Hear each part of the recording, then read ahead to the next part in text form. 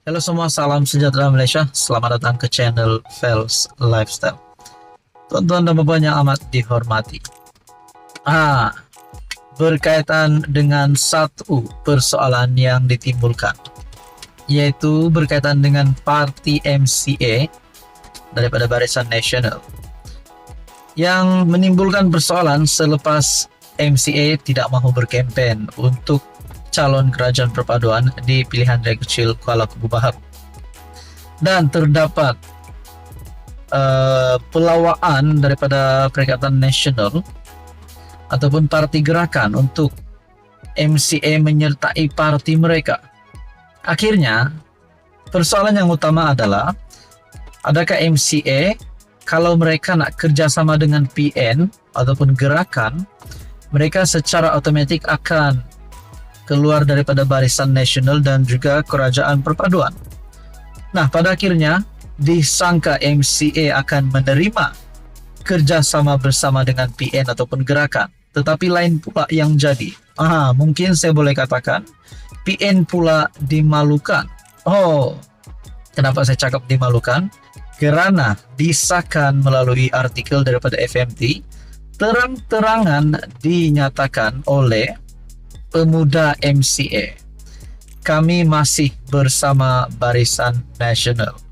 Pemuda MCA tolak kerjasama gerakan. Bermakna ini satu lagi kredit untuk Kerajaan Perpaduan, kredit untuk Ahmad Zaid Hamidi sebagai pengerusi Barisan Nasional. Seperti yang kita tahu, terdapat beberapa kepimpinan tertinggi daripada Barisan Nasional, termasuk Zahid Hamidi dan Ashraf Wajdi Dusuki, supaya BN memberikan 100% sokongan terhadap calon DAP di di pilihan raya kecil Kuala Kubu Baharu. Nah, saudara-saudara, gerakan sebelum ini menyatakan kesediaan menjalankan kerjasama semula dengan MCA jika sekutu lamanya itu tidak lagi mahu bersama BN.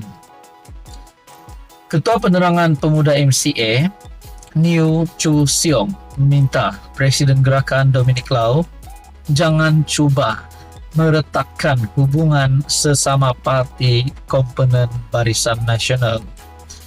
Seorang pemimpin sayap MCA menegaskan parti itu masih bersama BN, sekaligus menolak kerjasama semula dengan gerakan. Ketua Penerangan Pemuda Niu Cho Siong sebaliknya meminta Presiden Gerakan Dominic Lau jangan cuba meretakkan hubungan sesama parti komponen Barisan Nasional. Saudara-saudara yang amat dihormati, di dalam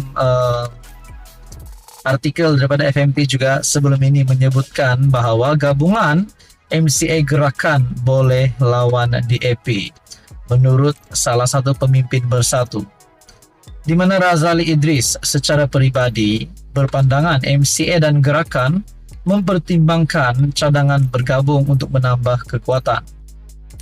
Bahkan di dalam kenyataan ini juga, selepas gerakan, pemimpin bersatu dan PAS sedia membuka pintu kerjasama dengan MCA menerusi PN bagi berdepan DAP pada pilihan raya akan datang. Nah, disangka MCA akan menyertai PN, akan memberikan kerjasama dengan gerakan, namun lain yang jadi, mereka ditolak pula. Gerakan pernah menjadi sebahagian daripada BN dan pasti mereka ingat bagaimana diterima masuk sebagai parti komponen pada 1973. Sepatutnya gerakan lebih faham dan menghormati semangat konsensus dalam BN. Jangan ada mana-mana pihak yang ingin memecah belahkan BN, katanya kepada FMT. Mungkin di sini kita boleh melihat terang-terangan MCA menolak Muhyiddin Yassin, menolak Hadi Awang, mungkin menolak Dominic Lau. Nah, saudara-saudara, kredit untuk Kerajaan Perpaduan dan kredit untuk Zahid Hamidi. Sekian saja, teruskan bersama di dalam channel ini. Halo semua, salam sejahtera Malaysia. Selamat datang ke channel Fels Lifestyle. Tonton dan yang amat dihormati. Sebelum ini kita mendengar Daim Zainuddin dan istrinya yang terlibat dengan kes mahkamah. Dan pada akhirnya banyak yang bertanya yang menimbulkan persoalan. Adakah Daim Zainuddin dan istrinya akan masuk penjara? Adakah Daim Zainuddin dan istrinya akan ditangkap? Nah, itu semua menjadi persoalan, sehinggalah ia menjadi reality, barulah bukan lagi persoalan. Namun, saudara-saudara, kita rakyat Malaysia mahu keputusan yang adil dan saksama untuk kes ini. Nah, saudara, berkaitan dengan kes Daim Zainuddin dan istrinya, saya boleh katakan kali ini Daim Zainuddin jatuh. Kenapa jatuh? Bukan jatuh daripada kerusi, jatuh daripada meja, ataupun jatuh semasa berjalan, bukan. Tetapi jatuh kerana ditolak, sekali lagi ditolak. Melalui artikel daripada Malaysia Kini, permohonan semakan Daim, isteri, cabar siasatan SPRM ditolak. Bagi saya ini juga satu berita menduka citakan Tun Dr. Mahathir Mohamad, kerana seperti yang kita tahu, Daim Zainuddin dan Dr. Mahathir Mohamad adalah sekutu yang rapat.